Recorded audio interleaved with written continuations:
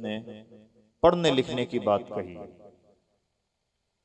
और ये बात और पढ़ने लिखने की बात भी इस तरह से कही कि बगैर किसी तमहीद के कही। जैसे अभी मुझे कोई सैयद साहब क़िबला ने गुफ्तगू फरमाई, ऐसा नहीं है कि जैसे आदमी डायरेक्ट अपनी बात करने लगता है, उससे पहले दो लफ्ज इधर कुछ तमहीदी बातों के तौर पर भी कहता है। अल्लाह रब्बुल इज्जत ने बगैर किसी तमहीद के, बगैर किसी भूमिका के डायरेक्ट जो बात इरशाद फरमाई और ऑर्डर के साथ इरशाद फरमाई, वो बात है इक़रा बिस्मि रब्बिक, अपने रब के नाम से पढ़ें। अक्ल ये कहती है कि चूंकि कुरान पाक की पहली आयत है, कुरान मजीद आखिरी किताब है जिस पर यह किताब नाजिल हो रही है, सैयदुल मुरसलीन हुजूर नबी अकरम सल्लल्लाहु अलैहि वसल्लम की ज़ात, वो आखिरी नबी हैं, और उस आखिरी नबी पर नाजिल होने वाली आखिरी किताब की पहली वही है, और उस पहली वही का जो पहला लफ्ज है, उस लफ्ज में तो अक्ल के तकाजे के मुताबिक ला इलाहा इल्लल्लाह होना चाहिए, बिस्मिल्लाह होना चाहिए, अल्हम्दुलिल्लाह का कलिमा होना चाहिए। यानी हमारी अक्ल को ऐसा लगता है कि पहली वही में ये कहा जाना चाहिए कि अल्लाह के अलावा कोई इबादत के लायक नहीं। ये सबसे बड़ी सच्चाई है। पहली वही में कहा जाना चाहिए कि मोहम्मद सल्लल्लाहु अलैहि वसल्लम अल्लाह के रसूल हैं। पहली वही हमारी अक्ल के तकाजे के मुताबिक सुबहान अल्लाह, अल्हम्दुलिल्लाह, अल्लाहु अकबर जैसे कलिमात से मुताल्लिक होनी चाहिए। लेकिन अल्लाह के कलाम में जो पहली वही है वो है इक़रा बिस्मि रब्बिक, अपने रब के नाम से पढ़ें। और फिर इंट्रोडक्शन दिया, अल्लज़ी खलक़, ए इंसानों तुम्हारा पालनहार, तुम्हारा रब वही है जिसने तुम्हें पैदा भी फरमाया, अब तुम्हारी परवरिश फरमा रहा है, उसने पहले तुम्हें पैदा फरमाया। अब ये जो दो बातें कुरान पाक ने कही, पढ़ो अपने रब के नाम से, ये सिर्फ एक आयत का तर्जमा नहीं, बल्कि अगर हम समझें तो अपने आप में ये इल्म तालीम का बहुत बड़ा फलसफा है। फलसफा कैसे? फलसफा यूं कि सिर्फ पढ़ने की बात कुरान पाक ने नहीं कही, बल्कि फरमाया पढ़ो अपने रब के नाम से।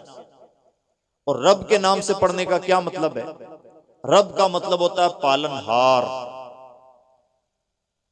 रब के नाम से पढ़ने का मतलब यह है कि अगर सिर्फ पढ़ाई होती है, रब का नाम उस पढ़ाई से जुड़ा हुआ ना हो, रब का नाम वाबस्ता ना हो, तो ऐसी पढ़ाइयां, ऐसी तालीम हो सकता है इंसानियत के लिए फायदा मंद ना हो सकता है पढ़ा लिखा इंसान दुनिया के लिए पढ़ लिख करके तबाही और बर्बादी के मंसूबे बनाए। और ये सच्चाई भी है। दुनिया में जितने भी तबाही के मंसूबे बनाने वाले हैं, जितने भी दुनिया को हाईजैक करने वाले लोग हैं, दुनिया में जो कुछ भी बड़े लेवल की खुराफात होती हैं, बदतमीजियां होती हैं, मुल्क के मुल्क तबाह बर्बाद होते हैं, जंगें होती हैं, जंगों के लिए मंसूबा साजी होती है, हथियार बनाने के काम होते हैं, ये जितने भी बड़े जुर्म हैं, इन बड़े जराइम के मुजरिम पढ़े लिखे लोग होते हैं। अनपढ़ लोगों का काम नहीं है कि वो हाईटेक हथियार बनाए। अनपढ़ आदमी बहुत बड़ी जंग का नक्शा नहीं तैयार कर सकता। जाहिल इंसान तबाही और बर्बादी के आलमी मंसूबे नहीं बना सकता। ये सब हाईली क्वालिफाइड लोग होते हैं जो तबाही और बर्बादी के मंसूबे बनाते हैं, पढ़े लिखे हैं और पढ़ लिख करके दुनिया के लिए फायदा मंदी के नहीं बल्कि तबाही के मंसूबे बना रहे हैं। क्यों? इसलिए कि उनके पास तालीम तो है, रब का नाम नहीं। और वो तालीम जिससे रब का नाम हट जाए, हो सकता है वो तालीम दुनिया के लिए फायदा मंद साबित हो। इसलिए कुरान ने सिर्फ तालीम या सिर्फ पढ़ने की बात नहीं कही, फरमाया पढ़ो अपने रब के नाम से। यानी तालीम ऐसी होनी चाहिए जिसमें रब की रुबूबियत का वास्ता हो। तालीम वो होनी चाहिए जिसमें तसव्वुर मौजूद हो कि हमारा कोई पालनहार है, हमारा कोई खालिक व मालिक है, हम किसी के बंदे हैं, कोई है जो हमें पालता है। और जब हमारा रब, हमारा खालिक व मालिक, हम जिसकी इबादत कर रहे हैं वो पूरी कायनात को पालता है, हम उसके बंदे हैं और हमें ये एतराफ है कि वो पूरी कायनात को पालता है, तो वो तो पूरी कायनात को पाले और हम उसी कायनात के लिए तबाही के मंसूबे बनाएं, ऐसा नहीं हो सकता। यानी यहां पर जो लफ्ज भी कुरान पाक में आया, रब का लफ्ज आया, पालनहार। रब सबको पाले, रब सबको रिस्क दे, वो पालनहारी करे और हम उसी का नाम लें और उसी की मखलूक के लिए तबाही के मंसूबे बनाएं, ऐसा तो नहीं हो सकता। इसीलिए फरमाया गया, पढ़ो अपने रब के नाम से जिसने पैदा फरमाया। यानी अल्लाह पूरी कायनात को पालता भी है और अल्लाह पूरी कायनात का खालिक भी है। पहले तो उसने अपनी मखलूक को पैदा फरमाया, फिर उसके बाद में उस मखलूक को पालता रहता है और मुसलसल उसे रोजी अता फरमाता है। अगर ऐसे अजीमुशान रब की रुबूबियत का तसव्वुर हो, उसकी खालिकियत का तसव्वुर हो, बंदे के दिलो दिमाग में बात बैठ जाए कि मैं ऐसी हस्ती का बंदा हूं जो पूरी कायनात को पैदा भी फरमाता है और वही पूरी कायनात को पालता भी है, तो इस नाम के साथ और तसव्वुर के साथ तालीम दुनिया में ऐसी होती है कि जहां जाती है लोगों को अल्लाह की मखलूक को फायदा ही पहुंचाती है, नुकसान और तबाही के मंसूबे नहीं बनाती। इसलिए कुरान पाक ने सिर्फ पढ़ने की बात नहीं बल्कि ऐसी पढ़ाई की बात की जिसमें रब की रुबूबियत का वास्ता हो, रब की खालिकियत का वास्ता हो और फिर उसकी खालिकियत की अजमत का भी तसव्वुर पेश किया। खलक़ल इंसान मिन अलक़, अल्लाह रब्बुल इज्जत की अजीम जात वो जात है जिसने इंसान को खून की बूंद से पैदा फरमाया। यानी मामूली से इंसान को अशरफुल मखलूकात बनाया। इंसान जिसका वजूद ही ना था उसे पैदा फरमाया। इंसान की जो बुनियाद है वो बहुत मामूली है, लेकिन उस मामूली सी बुनियाद पर अल्लाह रब्बुल इज्जत ने अपनी कायनात का शहकार पैदा फरमाया। अपनी कायनात में इंसान को अशरफुल मखलूकात की सूरत में पैदा फरमाया। जो रब एक खून की बूंद को, एक पानी की बूंद को, एक गोश्त के लूथड़े को इतनी अजीम शक्ल शबात दे सकता है, इतना अजीम बना सकता है, उसके नाम से पढ़ाई करने वालों की भी जिम्मेदारी बनती है कि वो अल्लाह की मखलूक के लिए, इंसानों के लिए वही काम करें जो इंसानियत के हुस्न में इजाफा करे, जो इंसानियत के जमाल में इजाफा करे, जो इंसान को खूबसूरत से खूबसूरत बनाए, जो इंसान को बेहतर से बेहतर बनाए और जो इंसान को मुफीद से मुफीद बनाए। यानी कुरान पाक की पहली आयत में सिर्फ तालीम नहीं बल्कि तालीम का वो अजीम तरीन फलसफा पेश कर दिया गया कि अगर इंसान उस फलसफे पर गौर व फिक्र कर ले और उस फलसफे के सांचे में अपनी तालीमात को ढाल ले, अपनी दुनिया को ढाल ले, अपने अंदाज फिक्र को ढाल ले, तो ऐसा इंसान दुनिया में भी कारआमद होता है, दुनिया में अल्लाह की मखलूक के लिए कारआमद होता है और उसकी आखिरत उसके लिए फायदामंद साबित होती है। अल्लज़ी खलक़ल इंसान मिन अलक़। आगे अल्लाह रब्बुल इज्जत ने इरशाद फरमाया, इक़रा व रब्बुकल अकरम, ए इंसान पढ़, तेरा रब बड़ा करीम। यहां पर भी एक गहरा फलसफा है और वो ये है कि आम तौर पर हम कोई भी काम करते हैं तो उस काम से दो चीजें वाबस्ता हो सकती हैं। हो सकता है कि इंसान के अंदर जज्बातियत पैदा हो जाए और हो सकता है कि इंसान के अंदर मायूसी भी आ जाए। जैसे हजरत मौलाना तस्कीन अरसलान साहब ने इजलास सजाया, सब लोगों को दावत दी। हो सकता है कि बहुत सारे लोग अपनी मजबूरी की वजह से न पहुंच पाए, तो कई बार इंसान का दिल छोटा भी हो जाता है और हो सकता है कि कुर्सियां तंग हो जाती तो उनका दिल बड़ा भी हो जाता है। यानी इंसान जब भी कोई कदम उठाता है तो उसके दो एंगल होते हैं। हो सकता है कि इंसान की बहुत हौसला अफजाई हो, बड़ा मोटिवेशन उसे मिले, और इसका उल्टा भी हो सकता है कि इंसान डिमोटिवेट हो जाए। अल्लाह ने फरमाया, इक़रा व रब्बुकल अकरम, ए इंसान पढ़, तेरा रब बड़ा करीम है। यानी इंसानों का काम पढ़ाई के सिलसिले में सिर्फ ये है कि वो पढ़ाई से ताल्लुक रखें, वो अपने काम से काम रखें। इंसान जब इखलास के साथ पढ़ाई करेगा तो अल्लाह रब्बुल इज्जत जरूर करम फरमाएगा। इंसान ने अगर अपनी मेहनतों में कोताही नहीं की है तो अल्लाह की रहमतें उसे मायूस नहीं होने देंगी और अल्लाह का करम उसका दस्तगीर होगा। इसलिए पढ़ाई का अल्लाह के करम से बड़ा ताल्लुक है। आज की दुनिया में पढ़ाई के साथ बहुत सारी चीजें जुड़ी हुई हैं, मोटिवेशन जुड़ा हुआ है। हजरत पढ़ाई तो करता हूँ लेकिन डिमोटिवेट हो जाता हूँ, मार्क्स कम आ जाते हैं, परसेंटेज में कमी रह जाती है, इन्वायरमेंट वैसा नहीं मिल पाता जैसा मिलना चाहिए, बहुत सारी बातें हो जाती हैं और इंसान कहीं ना कहीं मायूस हो जाता है। पढ़ाई के साथ उम्मीद का भी बड़ा गहरा ताल्लुक है और पढ़ाई के साथ मायूसी का भी बड़ा गहरा ताल्लुक है। अल्लाह ने इरशाद फरमाया, इंसान पढ़, तेरा रब बड़ा करीम है। यानी जो इंसान पढ़ाई करता है उसे चाहिए कि कतन मायूस ना हो और अपने रिजल्ट पर गौर फिक्र ना करे, बल्कि इस बात पर यकीन रखे कि मेरे रब ने अगर करम का वादा फरमाया है तो जरूर करम फरमाएगा। और अल्लाह के नाम से पढ़ाई करने वाला कभी भी महरूम नहीं रहता। पढ़ाई के रिजल्ट का हरगिज मतलब वो नहीं होता जो हमने अपनी दुनिया में समझ रखा है। अगर हमने पढ़ाई का मतलब सिर्फ नौकरी समझ रखा है तो हमने मतलब ही गलत समझ रखा है। पढ़ाई एक नूर है, इल्म एक नूर है। अगर आपकी नौकरी ना भी लगी, अगर आपकी पढ़ाई और आपकी डिग्री से आपको 2 पैसे का फायदा ना भी हुआ, तो आपकी शख्सियत संवर गई, आप इल्म से मामूर हो गए, आपको एक उजाला मुयस्सर हो गया। ये छोटा इनाम तो नहीं है। और वैसे भी अगर इंसान रब के करम पर भरोसा रखे तो इंसान कभी भी महरूम नहीं ठहरता। अल्लाह रब्बुल इज्जत की रहमतें जरूर दस्तगिरी फरमाती हैं। इसलिए जो भी पढ़ाई करता है उसे चाहिए कि कभी भी मायूस ना हो, बल्कि अल्लाह के करम पर मजबूत भरोसा रखे। इंशाअल्लाह उसकी दुनिया भी भली होगी और उसकी आखिरत भी भली होगी। इक़रा व रब्बुकल अकरम। आगे अल्लाह रब्बुल इज्जत ने इरशाद फरमाया, अल्लज़ी अल्लम बिल कलम अल्लमल इंसान मा लम यअलम। अल्लाह वही है, ए इंसान तेरा रब, तेरा खालिक व मालिक वही है जिसने कलम के जरिए से इंसान को इल्म अता फरमाया, कलम के जरिए से इंसान को सिखाया और इंसान को वो सिखाया जो इंसान जानता भी ना था।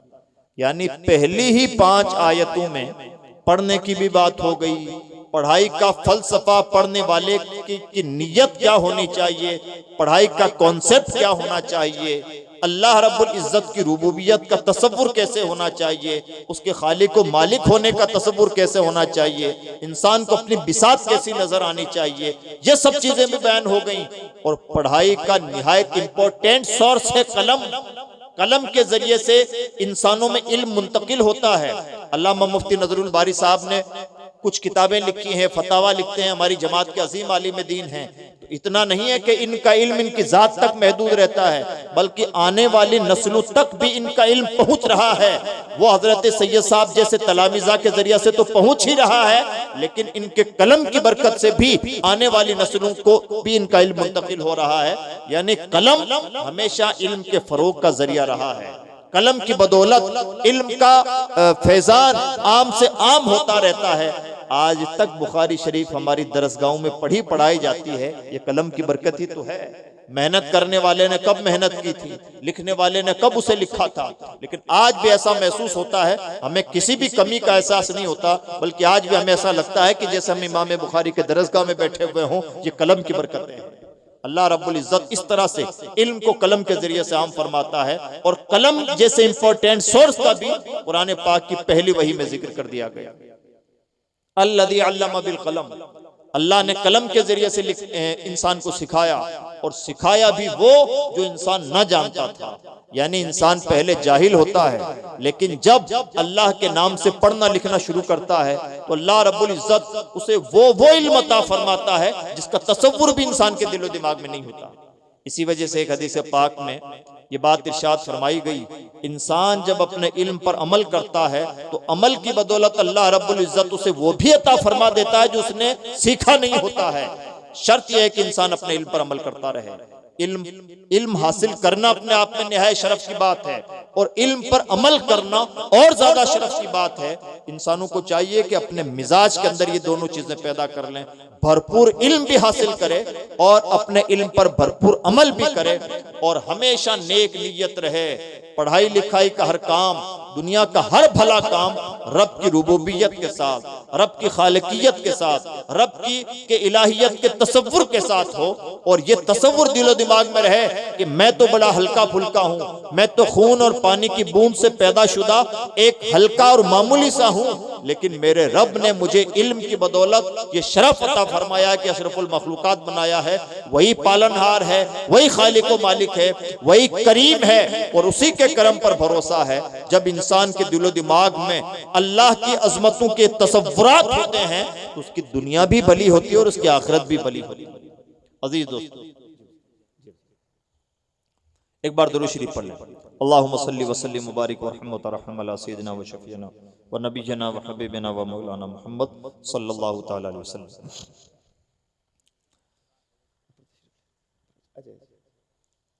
तो ये अजीम तसव्वुरात हैं, इल्म के तसव्वुरात जो कुरान पाक ने पेश फरमाए। और तमाम चीजें इन पांच आयतों में कुरान पाक ने इल्म का वो नजरिया कायम पेश फरमाया है, तालीम व ताल्लुम का वो अजीम नजरिया पेश फरमाया है कि अगर इस नजरिए पर कोई भी कौम अपने तालीम की बुनियाद रखती है, अपने एजुकेशनल सेटअप की बुनियाद रखती है, तो ऐसी कौम को सुरखरू होने से कोई नहीं रोक सकता। हम जब भी कोई तालीमी इदारा कायम करें, जब भी हम इल्मी चहल पहल की बात करें, सबसे पहले हमारी निगाह अपनी नियतों पर होनी चाहिए कि क्या इल्म से हमारा मकसूद ये है कि हम अल्लाह की मखलूक को फायदा पहुंचाएं। क्या हमारे इल्म के साथ हम जो भी इल्मी या तालीमी काम कर रहे हैं, क्या उस तालीमी काम के साथ ये तसव्वुर जुड़ा हुआ है कि अल्लाह रब्बुल इज्जत पूरी कायनात को पालता है, तो हम भी पढ़ाई लिखाई का माहौल बनाकर अल्लाह की मखलूक को किसी तरह से फैज़ पहुंचाएं। क्या हमारे दिलो दिमाग में तालीम के साथ ये तसव्वुर है कि हम अपने आप में कुछ नहीं है, जो कुछ भी अजमतें हैं हमारे खालिक व मालिक के नाम की अजमतें हैं, उसकी रुबूबियत की अजमतें हैं, उसकी अजीम तरीन जात की अजमतें हैं। जब ये तसव्वुरात तालीम के साथ वाबस्ता होते हैं तो ऐसी तालीम खोखली तालीम नहीं होती, ऐसी तालीम दुनिया के लिए बर्बादी के मंसूबे बनाने वाली तालीम नहीं होती, बल्कि ऐसी तालीम का जहां भी वलवला होता है, ऐसी तालीम का जहां भी माहौल बनता है, अल्लाह की मखलूक के लिए नूर होता है, अल्लाह की मखलूक के लिए फायदामंद हुआ करती है ऐसी तालीम। और ऐसी तालीमों से जो नताइज बरामद होते हैं वो नताइज नस्लों को संवारते हैं। और अगर इसका वाज़ेह तसव्वुर देखना हो, इसका प्रैक्टिकल देखना हो, तो हुजूर नबी अकरम सल्लल्लाहु अलैहि वसल्लम के अहद में देखना चाहिए। जिस जमाने में, जिस जहालत के दौर में लोग पढ़ना लिखना अपनी तौहीन समझते थे, तौहीन की हद तक पढ़ाई लिखाई से दूर थे और सिर्फ अपने जहन पर भरोसा, सिर्फ अपने खानदानों पर फख्र, सिर्फ अपने नस्ब के गीत गाना लोगों का मिजाज था। उस अहद में हुजूर नबी अकरम सल्लल्लाहु अलैहि वसल्लम ने वो इल्मी माहौल बपा किया कि सहाबाए किराम की 1.25 लाख की जमात है कमोबेश, और कोई सहाबी ऐसा नहीं जिसके बारे में हम ये कह सकें कि ये सहाबी जाहिल है। इतनी बड़ी टीम, जब हुजूर नबी अकरम सल्लल्लाहु अलैहि वसल्लम मक्का में थे तो कलिमा पढ़ने वालों की तादाद, सहाबाए किराम की तादाद 13 साल की मुद्दत में कोई 40 के आसपास हुई। और जब मदीना मुनव्वरा पहुंचे हैं तो सहाबाए किराम की जमात बढ़ने लगी और 10 साल के टाइम पीरियड में 1 लाख से ज्यादा सहाबाए किराम की जमात तैयार हुई। इतनी बड़ी जमात और इस पूरी जमात में कोई भी जाहिल नहीं, इतनी स्पीडली, इतनी तेजी के साथ कोई शख्सियत अपने मानने वालों को इल्म अता कर दे या इल्मी माहौल बपा कर दे, ये सिर्फ और सिर्फ ज़ाती रिसालत का मौजिज़ा है। ये पैगंबर इस्लाम का अजीम तरीन काम है, कोई सहाबी जाहिल नहीं। और ये जो जमात पूरी की पूरी तैयार हुई है, इल्म वालों की जमात, सहाबा की जमात, फजल कमाल वालों की जमात, तकवा वालों की जमात, तरबियत याफ्ता लोगों की जमात, अहले नजर की जमात 10 साल के टाइम पीरियड में तैयार हुई है। 10 साल के टाइम पीरियड में बगैर किसी सिलेबस के, बगैर किसी स्ट्रक्चर के, बगैर किसी बिल्डिंग के, बगैर किसी लंबे चौड़े बजट के, बगैर किसी ताम झाम के आज करोड़ों का बजट होता है एक एक यूनिवर्सिटी का, लेकिन 10 साल के टाइम पीरियड में कोई यूनिवर्सिटी भी 1 लाख से ज्यादा स्टूडेंट तैयार नहीं कर पाती। क्या शान है इमामुल अंबिया की कि 10 साल के टाइम पीरियड में बगैर किसी ताम झाम के और बगैर किसी स्ट्रक्चर के, बगैर किसी एजुकेशनल सेटअप के, बगैर किसी बाज़ाब्ता एजुकेशनल इंस्टीट्यूट के, बगैर किसी कोई 2 पैसा खर्च किए हुए 1 लाख से ज्यादा स्टूडेंट तैयार फरमाते हैं। और किस शान के स्टूडेंट हम सब जानते हैं। हजरत सैयदना मौला कायनात अली मुर्तजा शेर खुदा कर्रमल्लाहु ताला वजहुल करीम हुजूर खुद इरशाद फरमाते हैं, मैं इल्म का शहर हूँ, अली उसका दरवाजा है। सवाल ये पैदा होता है कि अली ने इल्म कहाँ से हासिल किया? अली किस लाइब्रेरी से वाबस्ता थे? अली के कौन कौन उस्ताद रहे हैं? अली ने किन किन किताबों का मुताला किया था? जब इन तमाम सवालों का जवाब अली की जात से हम पूछना चाहेंगे तो हम ये पाएंगे कि अली के उस्ताद भी नबी हैं, अली की किताब भी नबी हैं, अली की निगाह भी नबी हैं, अली का मावाउ मलजा जो कुछ है अल्लाह के रसूल की जात है। यानी पैगंबर इस्लाम ने ऐसे शागिर्द तैयार फरमाए कि कोई स्ट्रक्चर भी नहीं। और शागिर्दों का मेयार इल्म यह है कि हजरत मौला कायनात ऐलान आम फरमाते हैं, सलूनी अम्मा शीतुम, ऐ लोगो तुम मुझसे जो सवाल करना चाहो सवाल कर सकते हो। है कोई जो इतना बड़ा दावा कर दे? अगर आज कोई ये कहे कि मैं बहुत बड़ा आलिम हूं और दावा कर दे कि मुझसे बड़ा कोई इल्म वाला नहीं या मुझसे कोई कुछ भी सवाल कर सकता है, तो हो सकता है उलमा की एक जमात खड़ी हो जाए और ऐसे इंसान का मुंह बंद हो जाए, उसका नातिका बंद हो जाए। बड़ा दावा करना आसान नहीं होता।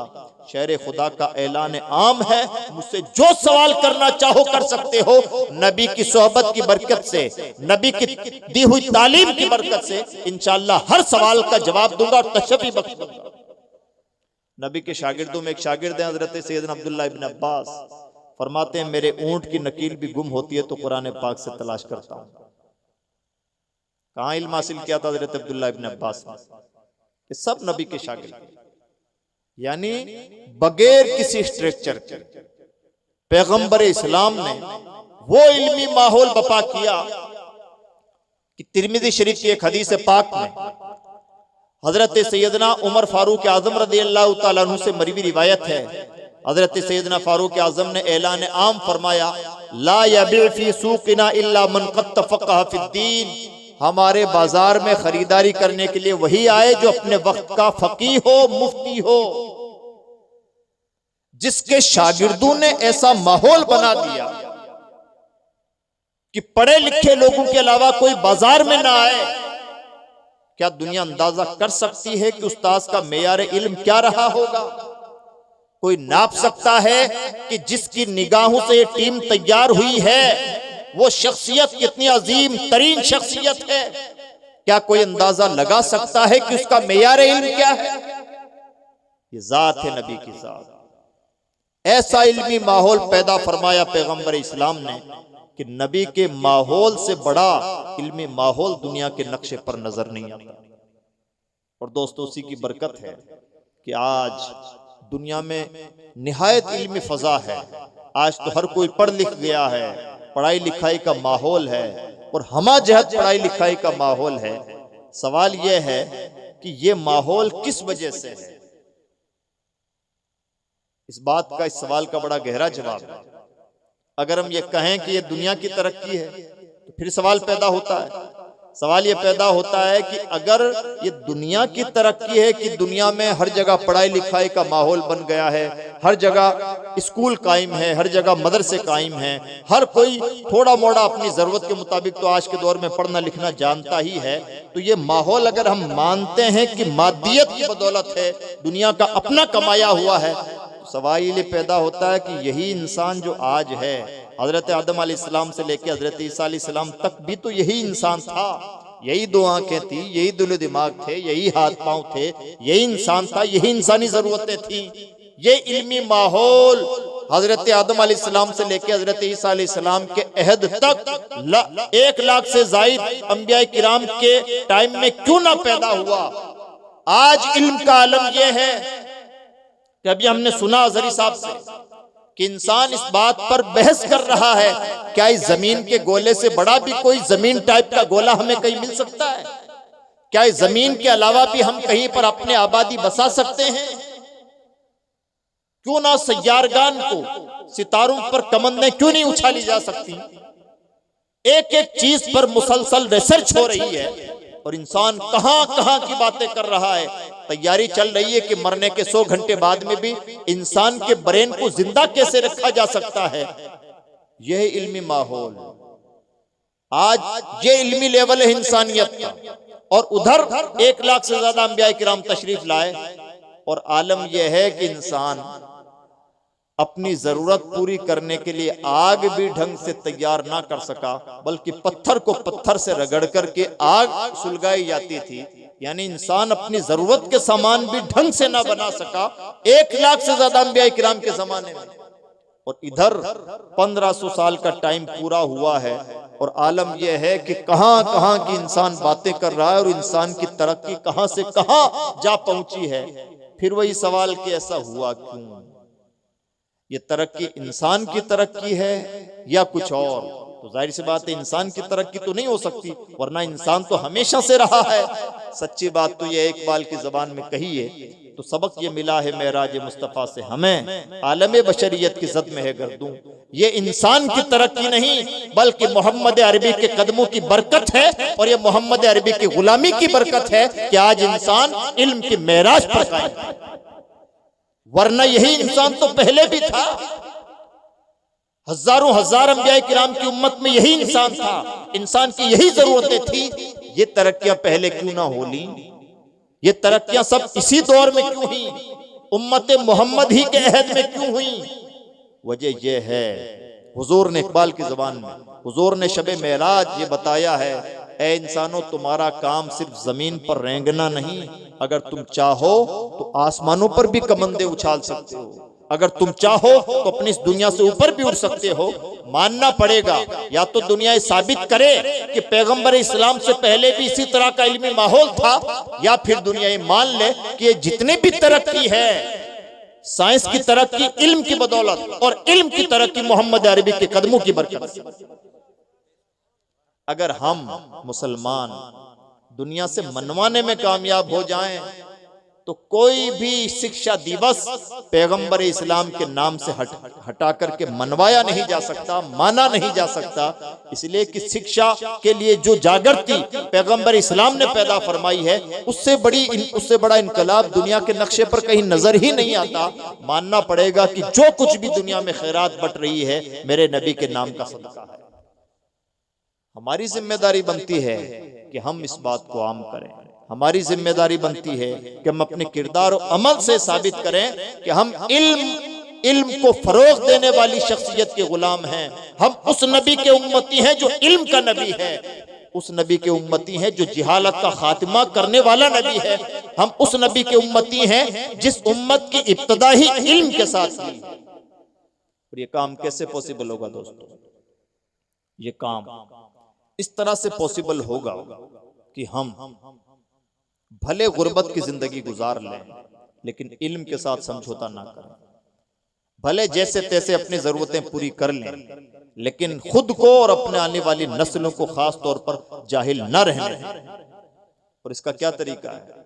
इसका तरीका यह है कि जहां कहीं भी रहें इल्मी जोत जगाएं, पढ़ने पढ़ाने की बात करें, लोगों को मोटिवेट करें, लोगों के लिए इल्मी सामान फराहम करें, और जहां कहीं भी रहें तहरीक छेड़ते रहें। जिस तरह हजरत मौलाना अरसलान साहब ने ये तहरीक छेड़ी है कि यहां पर इदारा कायम किया जाए, लड़कियों का इदारा। इसी तरह से जिसको जो सुझाई दे, अगर कहीं लगता है कि स्कूल कायम किया जाना चाहिए, स्कूल कायम कीजिए। अगर लगता है कि दारुल कायम किया जाना चाहिए, दारुल कायम कीजिए। अगर लगता है कि यहाँ लड़कियों की तालीम की जरूरत है तो वहां लड़कियों की तालीम के लिए इदारा कायम कीजिए। अगर कहीं लगता है कि यहाँ कोचिंग की जरूरत है तो वहां कोचिंग सेंटर कायम कीजिए। अगर लगता है कि कहीं लाइब्रेरी कायम करने की जरूरत है तो लाइब्रेरी कायम कीजिए। अगर कहीं लगता है कि यहाँ किताबें छापने की जरूरत है तो किताबें छापिए। लेकिन जहां कहीं भी रहे अपने हिस्से का इल्म का काम कीजिए ताकि नबी की गुलामी का हक अदा हो सके। इल्म के लिए कुछ हदें नहीं है। गैर जरूरी तौर पर कुछ भी मत कीजिए। अगर पहले से कहीं दारुल उलूम कायम है, वहां गैर जरूरी तौर पर दारुल उलूम कायम मत कीजिए। और अगर कहीं दारुल उलूम की जरूरत है तो वहां दारुल उलूम कायम करने से पीछे भी मत हटिए।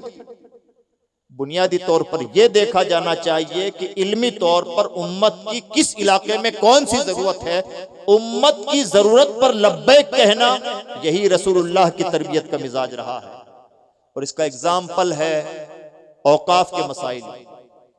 मदीना मुनव्वरा में जब तक मस्जिद कुबा से काम चल जाता था, मस्जिद नबवी नहीं बनाई गई। और जब मस्जिद नबवी की जरूरत पेश हुई और मस्जिद नबवी बनाई गई, तो अब मस्जिद नबवी के से जरूरतें पूरी होती रही, दूसरी मस्जिद तामीर नहीं की गई। दूसरी मस्जिद उसी वक्त तामीर की गई जब दूसरी मस्जिद की जरूरत महसूस हुई। और इस दौरान जब जरूरत महसूस हुई कि मदीने वालों के लिए मीठे पानी का इंतजाम करना चाहिए, तो पैगंबर इस्लाम ने हजरत सैयदना उस्मान गनी रज़ियल्लाहु ताला अन्हु को तहरीक दी और हजरत उस्मान गनी ने बीर रोमा 20,000 दिरहम में खरीद करके अहले मदीना के लिए 2 किस्तों में वक्फ किया। जब जरूरत पेश आई कि मस्जिद नबवी की जगह को कुशादा किया जाए, तो हजरत उस्मान गनी ने उसके लिए जमीन दी। जब जरूरत पेश आई कि मदीना वालों के लिए कब्रिस्तान का इंतजाम हो, तो हजरत उस्मान गनी ने बकिया गरकत की जमीन खरीद करके अहले मदीना के लिए वक्फ की। पता क्या चला? पता ये चला कि सिर्फ मस्जिदें बनाना ही सवाब का काम नहीं है, बल्कि जिस वक्त उम्मत की जो ज्यादा जरूरत हो उस वक्त उम्मत के लिए वही काम करना ज्यादा सवाब का काम भी है और यही रसूलुल्लाह की तरबियत भी है। हमारी परेशानी यह है कि हमारा एक सरमायादार आदमी जोश में आता है तो उसे लगता है कि माँ बाप के इसाले सवाब के लिए मस्जिद बनाना ही सवाब का काम है, भले मस्जिद की जरूरत ना हो। हमें लगता है कि मस्जिद में तस्बीह के गुच्छे लटका देना ही सवाब का काम है, भले मस्जिद में तस्बीहात की जरूरत ना हो। मस्जिद में मुसल्ले रख देना, पारों की पेटियां रख देना ही सवाब का काम है, भले जरूरत ना हो। हम अपनी फिक्र से ना तय करें, बल्कि उम्मत की जरूरत को पहले देखें। उम्मत को जिस चीज की जब जरूरत हो वही काम करें, यही ज्यादा सवाब का काम है। ये रसूलुल्लाह की तरबियत का हिस्सा है। और अजीज दोस्तों, आज के दौर में उम्मत को सबसे ज्यादा जिस चीज की जरूरत है वो है तालीम। इसलिए कि आज जिहालत की वजह से कौम का जवाल है, जिहालत की वजह से कौम को रुसवाइयों का सामना करना पड़ रहा है, जिहालत की वजह से हमारी कौम सेकंड दर्जे की शहरी बनकर रह गई है। और इस बिछड़ी हुई कौम को, इस नजरअंदाज की जाने वाली कौम को उसकी अजमत रफ्ता अता करने का तरीका यही है कि इल्मी तौर पर इसे मजबूत किया जाए, हमा जहत इल्मी तौर पर मजबूत किया जाए। जहां जिस तरह की तालीम की जरूरत है वहां वैसा ही इंतजाम किया जाए। और जब जब तालीम की बात हो तो एक कॉन्सेप्ट क्लियर रहना चाहिए कि तालीम रस्म का नाम नहीं है, तालीम बिल्डिंग का भी नाम नहीं है, तालीम सिर्फ फॉर्मेलिटी का नाम नहीं है, तालीम क्वालिटी का नाम है। जब तक तालीम के अंदर क्वालिटी पैदा ना हो, ना तो हम तालीम देने का हक अदा कर पाएंगे, ना तालीम लेने वाला तालीम लेने का हक अदा कर पाएगा। और इज्तिमाई तौर पर दोनों ही उम्मत के हक में मुफीद नहीं है, बल्कि उम्मत की हक तलफी कर रहे होंगे। उसको एक एग्जाम्पल से समझें। अगर किसी उस्ताज ने अपने तालिबे इल्म को, अपने स्टूडेंट को कुरान पाक तो पढ़ाया लेकिन सही नहीं पढ़ाया, तो मुफ्ती साहिबान यहाँ पर जलवा अफरोज हैं। जब तक वो तालिबे इल्म गलत कुरान पाक पढ़ता रहेगा और गलत कुरान पाक पढ़ने की वजह से उसकी नमाजें या उसके पीछे नमाज पढ़ने वालों की नमाजें बर्बाद होती रहेंगी, तो जिस तरह से सदकाए जारिया होता है, सवाब जारिया होता है, उस्ताद साहब ये क्यों भूल जाते हैं कि वो एक शागिर्द ही उस्ताद के लिए कयामत के दिन वबाले जान बनने के लिए बहुत काफी है। सस्ता सौदा नहीं है। उस्ताद बनना बहुत शर्फ की बात है, लेकिन उससे कहीं ज्यादा जिम्मेदारी की बात भी है। तालीम गाहें इदारे कायम करना बहुत अच्छी बात है, लेकिन जिम्मेदारी की भी बात है। लिहाजा जब भी तालीम की बात करें तो क्वालिटी की बात करें, उसका हक अदा हो, ताकि उम्मती होने का भी हक अदा हो, तालीम देने का भी हक अदा हो और तालीम लेने वाले के लिए तालीम लेने का भी हक अदा हो। आपका इलाका, सीमांचल का इलाका, इस माना करके बहुत खुशकिस्मत है कि हाँ, हमारी मिल्लत के बड़े पाए के उलमाए किराम गुजरे हैं और मौजूद हैं। हमारी पहली जिम्मेदारी तो ये बनती है कि इन लोगों की कदर करें। ये बहुत कीमती लोग हैं, इनकी कदर करें। और दूसरी जिम्मेदारी ये बनती है, आपके यहाँ चूंकि मजहबी तालीम का रुझान है, हमारे ही मुल्क के बहुत सारे खित्ते ऐसे हैं, दूर तक चले जाइए कोई मदरसा नजर नहीं आता, कोई इस्लामी माहौल नजर नहीं आता, हैं मुसलमान, खानदानी मुसलमान, लेकिन उन बेचारों को हलाल और हराम की क्या, कुफ्र और ईमान तक की तमीज नहीं होती। आपका इलाका इस माने में खुशकिस्मत है कि यहाँ जगह जगह इदारे हैं, लेकिन अब आपकी, हम सब की मुश्तरका जिम्मेदारी ये बनती है कि उन इदारों में क्वालिटी पैदा करें, उन इदारों में जरूरत के मुताबिक ही बच्चे रखें, लेकिन जितने भी बच्चे रखें, जितने भी बच्चियां रखें, जो भी तालीम दें इतनी मजबूत दें कि आने वाली नस्लों को संवारने के लिए वो बच्चे और हमारे स्टूडेंट काफी हों। यानी क्वांटिटी भले कम हो कोई फर्क नहीं पड़ता, क्वालिटी मैटर करती है। क्वालिटी इतनी मजबूत होनी चाहिए कि जहां कहीं भी हमारा परवरदा रहे, हमारे लिए भी नजात का जरिया साबित हो और उम्मत मुस्लिमा के हक में भी फायदामंद हो। इसलिए अजीज दोस्तों, इस तौर पर बहुत ज्यादा गौर व फिक्र करने की जरूरत है।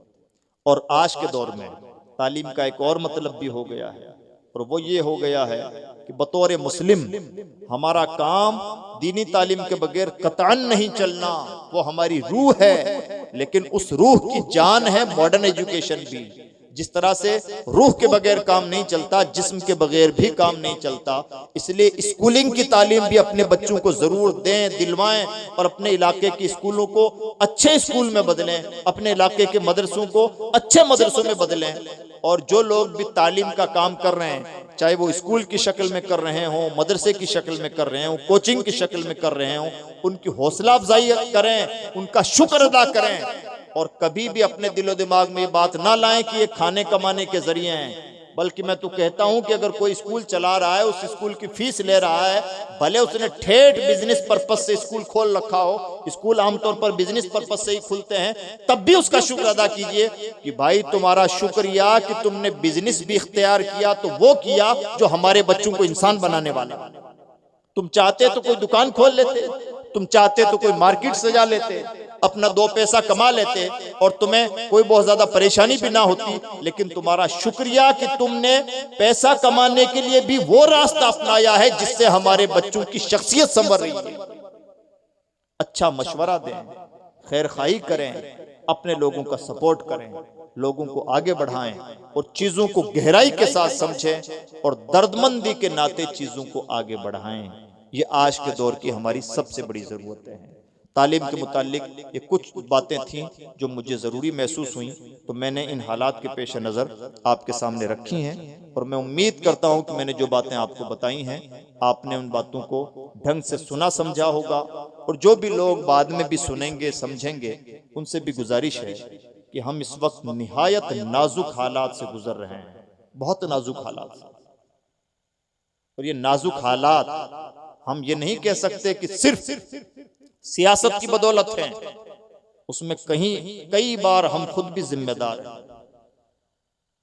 हमारा इल्म, कच्चा इल्म जिम्मेदार है, हमारी बेअमलियां बल्कि बदअमलियां जिम्मेदार हैं, हमारी गैर जिम्मेदारियां जिम्मेदार हैं।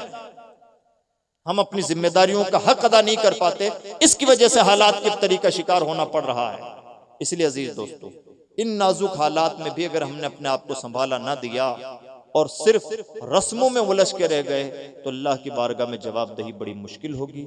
इसलिए आपसे बहुत एहतराम के साथ और दर्द के साथ गुजारिश है कि जिससे जो हो सके इस पुरफितन अहद में उम्मत की भलाई के लिए जितना कर सकता है, नेक नियति के साथ, दर्दमंदी के साथ, इखलास के साथ, और महज अल्लाह के रजा के लिए करे। दुनिया आपकी पीठ थपथपाए या न थपथपाए, अल्लाह की बारगाह से इंशाअल्लाह महरूम नहीं होंगे, और असल अजर देने वाला वही है। ये वो जमाना है, अभी हजरत मुफ्ती नजरुल बारी साहब किबला फरमा रहे थे, अफसोस होता है कि हमारे जो बड़े उलमा जा रहे हैं उनकी जगह खाली ही रह जा रही हैं, उनकी जगहों को पुर करने वाला कोई नहीं है। ये बहुत बड़ा दर्द दिल है इनका, और ये सच है कि ऐसा ही है। और अलमिया तो ये है कि कौन कब चला जाए, किसका कब बुलावा आ जाए, कुछ नहीं कहा जा सकता। यानी अचानक मौतें एक रिवायत सी बन गई हैं जो कयामत की निशानियों में से हैं। इसलिए हम सब की जिम्मेदारी बनती है कि हम मरने से पहले कुछ ऐसा सामान लेके मरें कि अल्लाह रब्बुल इज्जत की बारगाह में सुरखरू हो सकें, अल्लाह की बारगाह में चेहरा दिखा सकें। अल्लाह रब्बुल इज्जत की बारगाह में दुआ है कि परवरदिगार हम सबको कहने सुनने से कहीं ज्यादा अमल करने की तौफीक अता फरमाए। और हमारा जो इदारा हजरत मौलाना तस्कीन अरसलान साहब ने कायम किया है, जिसके लिए मजीद जिद्दोजहद कर रहे हैं, उस इदारे को अल्लाह खूब तरक्की अता फरमाए और अल्लाह करे कि खल्के खुदा के दिल, हमारे जो जितने भी अहले सुन्नत व जमात के तालीमी इदारे हैं, तंजीमें हैं या अच्छे लोग हैं, अच्छा मिजाज जहाँ कहीं भी पाया जाता है, अल्लाह करे कि उन सब की हौसला अफजाई हो। दौरान गुफ्तगू बल्कि शुरू महफिल से अब तक किसी से कोई भी बात खिलाफ शरा हो गई हो तो हम तमाम हाजिरीन अपने रब की बारगाह में तमाम लोगों को गवाह बनाकर सच्चे दिल से तौबा करते हैं। नस्तगफिरुल्लाह तआला व नतूबु इलैहि, ला इलाहा इल्लल्लाह मुहम्मदुर रसूलुल्लाह। अस्सलामु अलैकुम व रहमतुल्लाहि व बरकातुहू।